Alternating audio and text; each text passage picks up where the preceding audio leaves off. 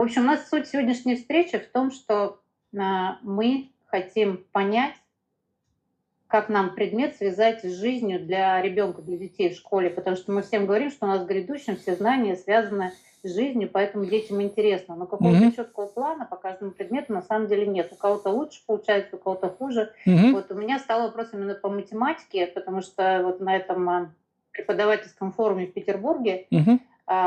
сообщество подобное нашему, но под эгидой, в общем, того, что они тоже связывают предметы с жизнью, связали математику со сберовскими программами по финансовой грамотности.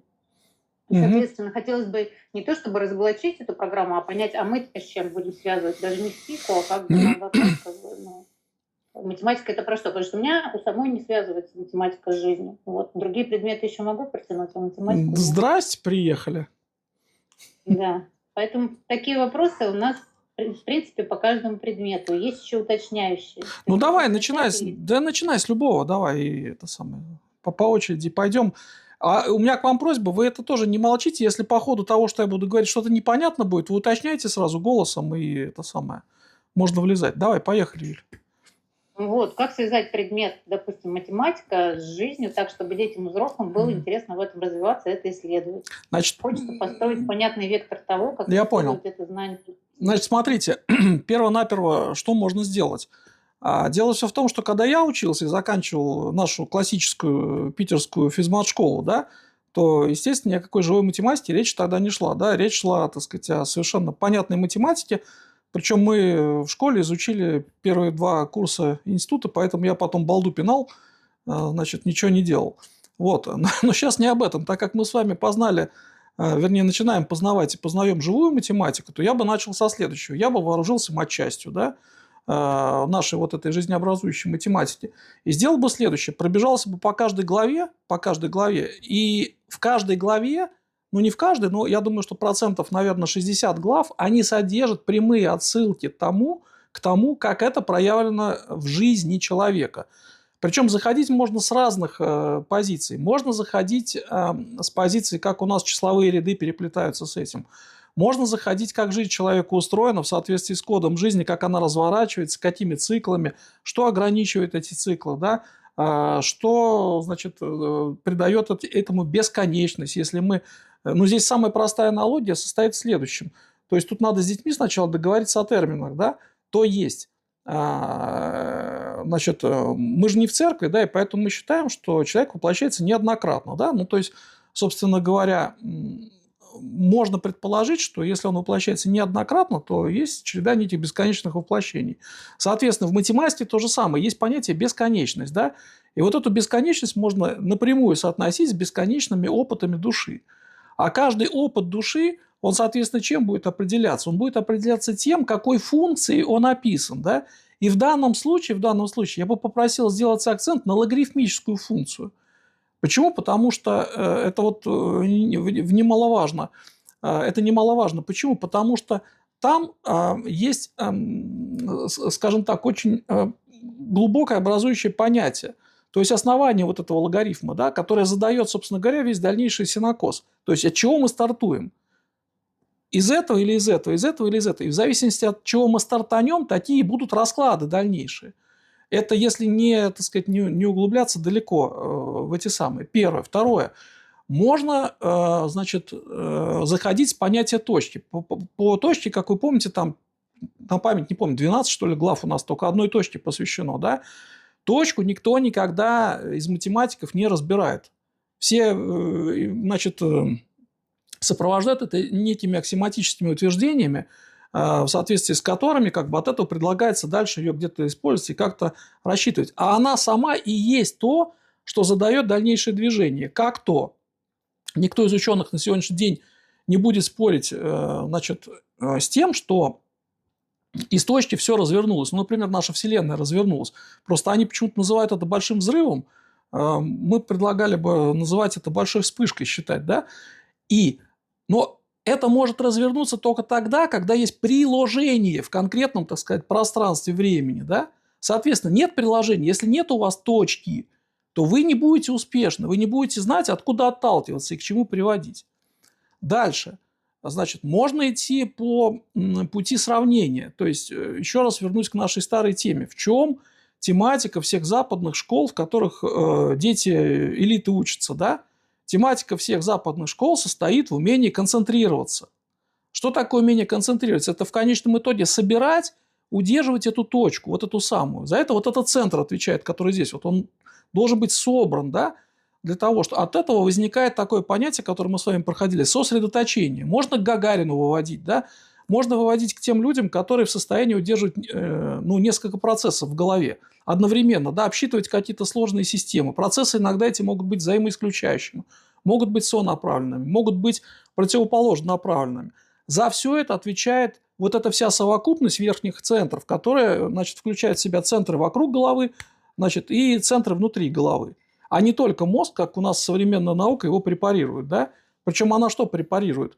Значит, она препарирует воздействие на него этими самыми электромагнитными импульсами, да, и смотрит, какие там, где отскоки есть, значит, как у нас там кривые, значит, в этих анализаторах, значит, гуляют, что там у нас показывают осциллограф и так далее и тому подобное, и более сложные вопросы. Наша же с вами задача, товарищи педагоги, это убрать эту, так сказать, несовершенную парадигму и привести к тому, что есть живой свет, живая жизнь, и она в основе своей, так сказать, не является на 100% электричеством, да? Здесь самое главное – это звуковая волна. Почему? Потому что если ученые бы, значит, исследовали влияние звуковой волны на центр, который вот верхний наши, которые в голове, вокруг головы, они бы пришли к совершенно другим результатам, гораздо более интересным, чем то, что Черниговская нарезает или Анохин нарезает в своем этом институте мозга, или там еще что-то. На это вообще никто внимания не обращает. И вот тут мы с вами опять приходим к прямой взаимосвязи между математикой и музыкой, да? Вот этой самой октавностью, вот этой самой периодичностью, вот этими самыми рядами, которые повторяются, которые могут ходить как в горизонтали, так и по вертикали. И в зависимости от того, как они ходят, у вас и будут те или иные события по жизни разворачиваться. Если дети совсем как бы продвинутые, да, то можно переходить от этого к понятию времени, да, к изучению пси-энергии и кси-энергии. Но это я уже, так сказать, в физику убегаю, физику пока оставим на секундочку, да. Просто смотрим с вами временные интервалы. Как жизнь ваша разворачивается? Значит, можете ли вы на примере, так сказать, вот обычной вот оси, абсцисса оси, значит, ординат показать детям, что такое прошлое, настоящее и будущее, совмещенное в один вектор, вот этот вертикальный? Конечно, можете. Об этом у нас та самая инглия, да, вот это вот и наша десятиричная, вот эта источка, да, это что такое? Это канал, и сверху вот эта самая точка, на которой приходится, которой предлагается удерживать внимание.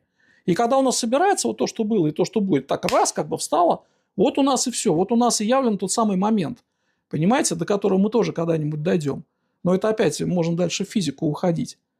И тогда детям будет доступно все. И тогда они становятся режиссерами, так сказать, своей собственной жизни и преподают вот к этой красоте мироздания. Вот. А что можно показывать в математике? Можно показывать с точки зрения геометрии, как разворачиваются соотношения, как разворачиваются пропорции, как разворачивается, так сказать, одно, как разворачивается другое. Понимаете? Не забывайте, пожалуйста, еще, так сказать, у нас скоро выйдет... Ну, как скоро? Я думаю, что до конца лета я выкачу лекцию про Перельмана. Вот. Там она очень интересная, она объемная получилась, по размерам, как семинар, там страниц на 15. И там, я сейчас не буду предвосхищать события, там есть такое понятие, как радикал, да, вот это наш корень, да, там вот это извлечение корня. Поиграйте с детьми, порисуйте, попросите их, что будет, если мы этот угол с вами, вот этот вот, который, помните, да, вот этот корень, например, квадрат, начнем разворачивать. Куда он уйдет? Придут ли они к тому, чтобы в волну перейти, или не придут? Это очень интересный момент. Задайте им вопрос, как это в архитектуре отражено. Вот этими нашими. Задайте им вопрос, что такое амафор, и что такое плащаница у Богородицы, как она отражает эти штуки. Это же все, вот прямо картинок можно туда наподкладывать. А это все по этому поводу. Это радикал. То есть извлечение корня, то есть извлечение света. Потому что у нас с вами во всей нашей деятельности мы должны с ними договориться, что то, что мы делаем, это по поводу света. Как объяснить, значит, еще вот из простого, так сказать, вернусь, как объяснить, что именно свет очень важен? Очень просто. У детей есть родители. Эти родители хотя бы раз в жизни ходили к врачу. Ну, как правило, да? Как современная медицина у нас, значит, определяет пораженные какие-то, так сказать, органы и системы. Делает МРТ, КТ, значит, всякие снимки, да. Что на снимках, когда орган плохой? Ну, там темное, да, там затемнение есть. То есть отсутствие света. Соответственно, чтобы у вас не было затемнения, товарищи родители, товарищи дети, мы предлагаем, чтобы у нас свет везде был, чтобы он спокойно перемещался по всем органам системы, чтобы он ходил легко туда-сюда, и чтобы вы могли этим делом управлять. И тогда у вас не будет застойных процессов в организме. Как минимум, болеть не будете. Это важно и для детей, и для взрослых. И к этому тоже очень легко можно привести. Я думаю, что с этим никто спорить не будет. Потому что это медики. Это как бы вот такими приемами они пользуются. Значит, как? Значит, которые сегодня приняты. То есть... Гаррет, можно чуть-чуть Давай. остановить? Давай. Смотри. Вы меня перебивайте, а то я буду это самое... А то нас через час выключат, и мы с вами ничего не успеем разобрать. Смотри, это все как будто бы физмат и старшие классы. Мы же начинаем общение с школьными детьми с 7 лет, и у них вообще такого как бы им сложновато будет воспринимать. Вот у нас вопрос Леся задала, она работает с детьми, от ребенка, который не хочет учить математику. Он спрашивает, зачем учить таблицу умножения? Ведь и так же можно посчитать все. Зачем обязательно заучивать? То есть, вот, понимаешь, вот такого рода вопросы. Я понял. Будут у нас в школе задавать учителя. Я понял. Здесь все достаточно просто. Что из себя представляет таблицу умножения? Да, она из себя представляет плоскую матрицу. Ну, матрицу в хорошем смысле. Да, вот плоская матрица, где есть, значит, можно по горизонтали ходить, можно по вертикали ходить, можно по диагонали ходить. Если кто-то полезет, то можно показать, например, как до революции пользовались какими приемами для того, чтобы сложные действия выполнять, связанные, например, с тем же самым умножением. Детям будет крайне интересно, как можно вообще число на число перемножить вот, путем этих уголочков, да, и, значит, что-то еще с этим поделать. Что касается мальчика и так далее, дело все в том, что вы собираетесь жить по сути своей, хочется вам это или не хочется, товарищи мальчики и девочки, в матричной системе. Если вы не научите свой мозг обсчитывать те вещи, которые лежат в основе этой матричной системы, то вы просто будете либо тупить, либо зависать. И вы, приходя и сталкиваясь с новыми ситуациями, не сможете как бы собой эффективно управлять. То есть будете стоять ворон ловить, как Левушка в этих, значит, у Антаровой, да? А, значит, все остальные будут быстро перемещаться и что-то делать. То есть в этом смысле можно с разных сторон заходить, но хотя бы как бы вы не выпадаете, как бы не зависаете, потому что все течет, все изменяется. Ну, давайте мы тупить-то не будем тупилками. Давайте, чтобы как-то у нас все это дело исходило. А нормальным таким средством для того, чтобы, ну, условно говоря, мозги не ржавели, является как раз запоминание определенных вещей и понимание принципов. Начиная от механического запоминания. Почему? Потому что определенная краткосрочная память тренируется, да, и заканчивая тем, что простраивается необходимое количество нейронных связей. Чем больше нейронных связей простроено, да, ну, то есть не простроено, скажем так, а активно, тем более ребенок потом будет подготовлен к решению сложных задач. Не обязательно по математике, по любой дисциплине и по жизни в том числе. Потому что мы же не хотим одноклеточного воспитать, у которого только простые реакции, да, там, и простые действия. Кто там, иди сюда. Там, все. Ну, я бы вот с этой стороны заходил. А уговаривать, Лесь, еще раз, а уговаривать их не надо. То есть, какая задача педагога? Давайте я вам расскажу, как бывает. А дальше вы можете сами принимать решения. Не хотите как бы учиться? Ну, не учитесь, как посмотрите, что будет. Я вам просто о последствиях рассказала, соответственно, ответственность за ваше дальнейшее передала вам, товарищи дети, несмотря на то, сколько вам лет. Принимайте вашу ответственность, расписывайтесь, как бы дальше будете сами двигаться. Давай еще что-нибудь. Есть девчонки? Да, спросите, если что-то непонятно из того, что я рассказал. Я постараюсь раскрыть еще дальше.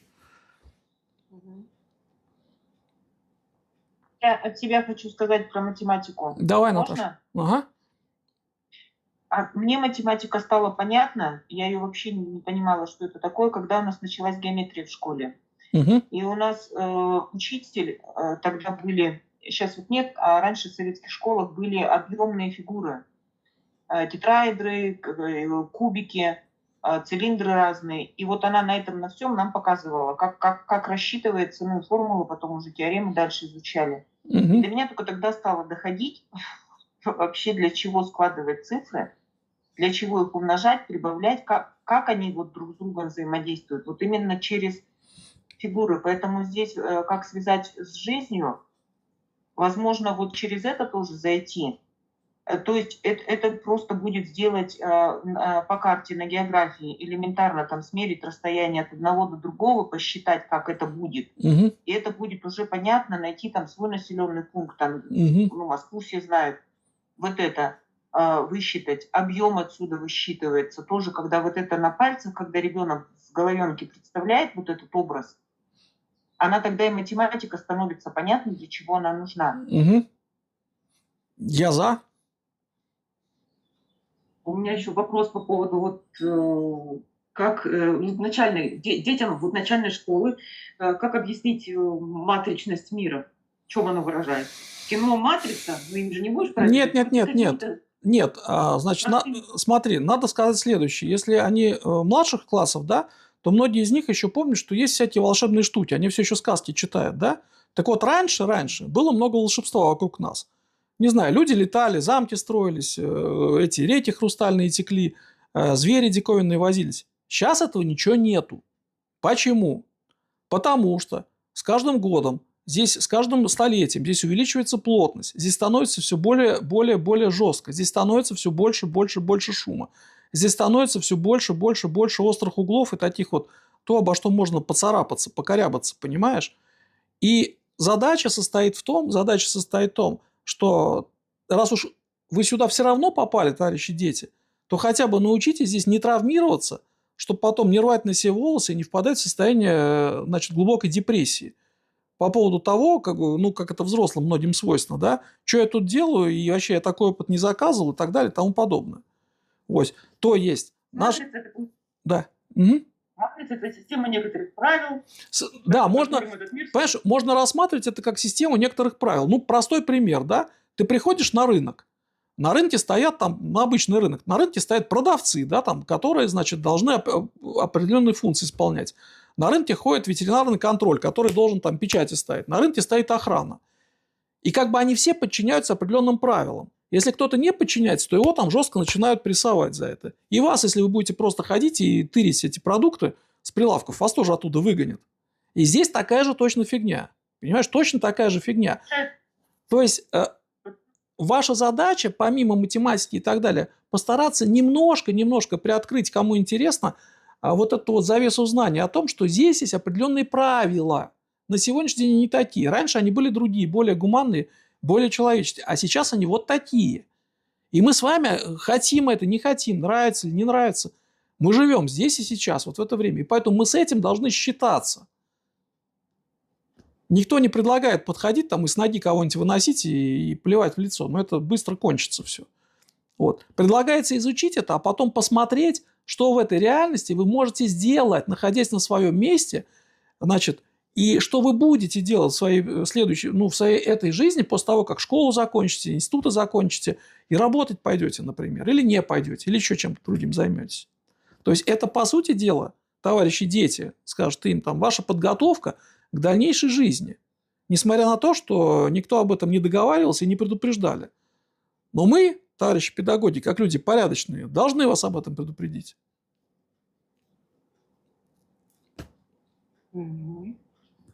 Про таблицу умножения еще. У меня младшая дочь вообще ее не хотела учить. Категорически. Я ей стала рассказывать про то, что цифры друг с другом могут дружить. Мгм. Давай будем смотреть, как они дружат. Вот смотри, взяли 2 и еще 2, получилось 4. А двойка с тройкой дружит, получается 6. И вот на маленьких, мы с ней маленький квадратик выучили, а дальше она сама стала учить и потом стала рассказывать, какая цифра с какой дружит. А, Продолжим Я, сейчас, подожди, я на секунду. Я тут что-то пересматривал тот самый Мюнхгаузен, и там вообще шедевральные вещи. Поставь, говорит, на 6 часов. 6 вечера или 6 утра? 6 дня. И все такие там ходят и не понимают вообще, что происходит. Очень интересный фильм с точки зрения там абсурдных некоторых вещей. Давай. Ну, частично ответил, но повторимся. Касательно школьной истории, как объяснить ребенку, зачем ее изучать? Тем более мы разговариваем про другую историю. Дочь спросила, зачем знать, какой год, что случилось. Ну, ты отвечал? Можно, давай я с другой стороны зайду. Можно не знать, какой год, значит, и можно не знать, что случилось. Но проблема состоит в следующем. Дело все в том, что то, что случилось, оно непосредственным образом влияет на то, что сейчас происходит. Ну, например, если бы в свое время товарищ там, Петр I значит, не произвел бы определенные действия, то многое из того, что мы сейчас наблюдаем, не случилось бы. Ну и так далее и тому подобное. То есть знание истории помогает извлечь уроки из того, что было. Я пока даже предлагаю не оценивать это ни в хорошо, ни в плохо, и так далее, а просто извлечь уроки, чтобы посмотреть, как нам можно улучшить нашу жизнь сейчас и создать себе нормальное, красивое будущее, какое-то лучезарное. Потому что если мы этого не знаем, то мы, соответственно, нам сравнивать тогда не с чем. Ну, это как сравнение, понимаешь, потому никто же не настаивает, ну, не предлагает всем впасть в иллюзию в какую-то, да, или начать мериться, чья историческая версия, значит, более правильная, альтернативная там, или, значит, официальная, или еще какая-то. Вообще не в этом вопрос. Вопрос состоит в том, что, изучая ту или иную дисциплину, мы должны из этого какой-то опыт извлекать. А какой опыт? Можно, значит, ну, на совершенно простых примерах. Там, не знаю, я думаю, что ни один ребенок, ни один, значит, не даст соврать, что вокруг сейчас наблюдается достаточно большой, значит, культ все еще употребления спиртных напитков и достаточно много пьяных, особенно если там отъехать от центра в глубинку где-то. С чего это вдруг-то, да, с чего эти все красные и белые и так далее? Вот с того, когда стали активно насаждать вот это вот на Руси, которого у нас не было. Представьте, если бы это не было насаждено, и никто бы не бухал. Очень много нормальных людей как бы не спилось бы, а приносили бы пользу обществу. Ну, так, из простого. Никто бы никого не обижал там. Папа по пьяни не бил бы маму и так далее и тому подобное. Не разводились бы семьи, не распадались. Ну, из такого, из простого. Это история. Это история, как бы, еще раз, не хорошо и не плохо, просто это случилось. Соответственно, давайте подумаем, проанализируем, что произошло. Первое. Второе. Значит, какие уроки из этого. И третье, так сказать, сейчас нам что делать со всем этим? Тогда получается, что ребенок, который это познал, он вооружен чем-то. Если он этого не познал и не хочет как бы ни в чем разбираться, ну, там, не хочешь, тогда так будешь делать то, что тебе скажут ребята постарше. Попадаешь, как бы там, тебя выводят, как в этом, у Оруэлла, и там вперед. Вот одни животные, вот другие животные. Добро пожаловать.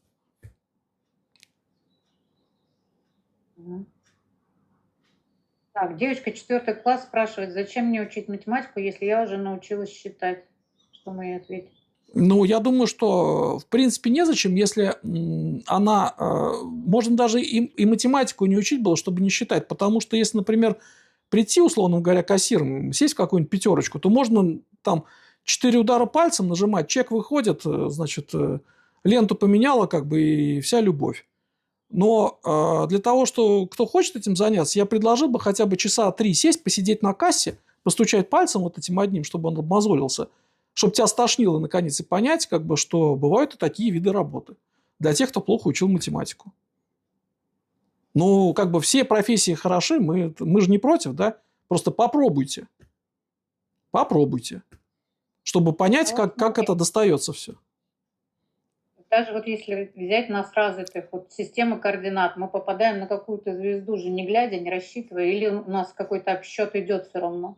Нет, обсчет идет, просто у тебя, по счастью, ум отключается при этом, потому что у человека есть свои навигационные системы. Потому что если бы в этом ум участвовал, вы бы промахивались бы категорически, не туда бы усвистывали все время.